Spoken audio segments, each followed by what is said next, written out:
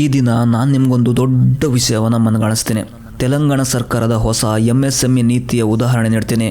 September 18ರಂದು Telangana ಸರ್ಕಾರ ಒಂದು ಮಹತ್ವದ ಹೆಜ್ಜೆ ಇಡ್ತಾ ಇದೆ. 100 ಕೋಟಿ ರೂಪಾಯಿಗಳ ಟೆಕ್ನಾಲಜಿ ಅಪ್ಗ್ರೇಡೇಷನ್ ಫಂಡ್ನೊಂದಿಗೆ.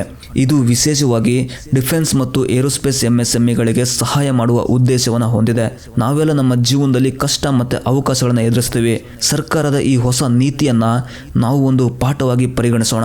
ನಮ್ಮ ಜೀವನದಲ್ಲೂ ನಾವು ಹಳೆಯ ಟೆಕ್ನಾಲಜಿಯನ್ನು ತ್ಯಜಿಸಿ ಹೊಸ ಟೆಕ್ನಾಲಜಿಯನ್ನು ಅಳವಡಿಸ್ಕೊಳ್ಬೇಕು.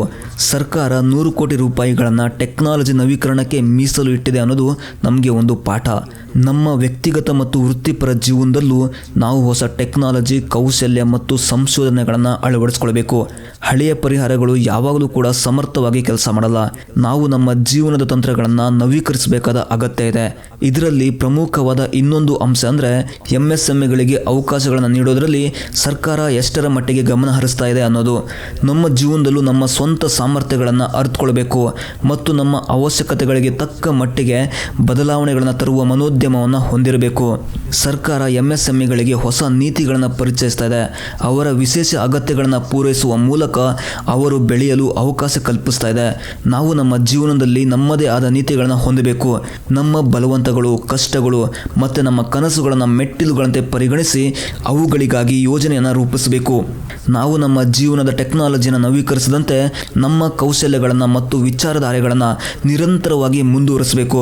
ಸರ್ಕಾರ ಡಿಫೆನ್ಸ್ ಮತ್ತು ಏರೋಸ್ಪೇಸ್ ಉದ್ಯಮಗಳಿಗೆ ಹೊಸ ಉದ್ಯೋಗ ಸೃಷ್ಟಿ ಮಾಡೋದು, ಅನುಭವವಿಲ್ಲದವರಿಗೆ ಕೌಶಲ್ಯಾಭಿವೃದ್ಧಿಯನ್ನು ನೀಡೋದು ನಮ್ಮ ಜೀವನಕ್ಕೆ ಒಂದು ದೊಡ್ಡ ಪಾಠ. ನಾವು ಸಾಧ್ಯವಾಗುವ ಎಲ್ಲ ಅವಕಾಶಗಳನ್ನು ಓಪನ್ ಮೈಂಡಿಂದ ಸ್ವೀಕರಿಸಬೇಕು. ಸಿದ್ಧತೆ ಮೂಲಕ ನಮ್ಮ ಜೀವನದ ಜಟಿಲತೆಗಳನ್ನು ನಿವಾರಿಸಬೇಕು. ಈ ಎಲ್ಲ ಪ್ರಕ್ರಿಯೆಗಳಲ್ಲಿ ಮಹಿಳಾ ಉದ್ಯಮಿಗಳಿಗೆ ಸರ್ಕಾರ ನೀಡುವ ಸಹಾಯವೂ ಕೂಡ ನಮಗೆ ಒಂದು ಪಾಠ. ನೀವು ಯಾರಾಗಿದ್ದರೂ, ಎಲ್ಲಿ ಇದ್ದರೂ ನಿಮ್ಮ ಸಾಧನೆಗಳಿಗೆ ಅವಕಾಶಗಳಿದೆ. ನಾವು ನಮ್ಮ ಅಸಾಧ್ಯತೆಗಳನ್ನು ಸಮರ್ಥವಾಗಿ ಎದುರಿಸಬೇಕು. ಪ್ರೀತಿ, ಶ್ರಮ ಮತ್ತು ಟೆಕ್ನಾಲಜಿ ಮೂಲಕ ನಮ್ಮ ಗುರಿಗಳನ್ನು ಸಾಧಿಸಬಹುದು. ಇವತ್ತಿಂದ ನಮ್ಮ ಜೀವನವನ್ನು ಹೊಸದಾಗಿ ರೂಪಿಸೋಣ, ನಮ್ಮ ಟೆಕ್ನಾಲಜಿಯನ್ನು ನವೀಕರಿಸೋಣ ಮತ್ತು ಭವಿಷ್ಯಕ್ಕೆ ಒಂದು ದೃಢ ಹೆಜ್ಜೆ ಇಡೋಣ. ಈ ಸುದ್ದಿ ನೀವು ಕೇಳಿದಂತೆ ಸರ್ಕಾರ MSMEಗಳಿಗೆ 100 ಕೋಟಿ ರೂಪಾಯಿಗಳ ಟೆಕ್ನಾಲಜಿ ಸಹಾಯ ನೀಡ್ತಾ ಇದೆ. ಯಾಕೆ ನಿಮ್ಮ ಜೀವನದಲ್ಲೂ ನಿಮ್ಮನ್ನು ಒಬ್ಬ ತಂತ್ರಜ್ಞನಾಗಿ ನಿರ್ಮಿಸಿಕೊಳ್ಳಬಾರದು?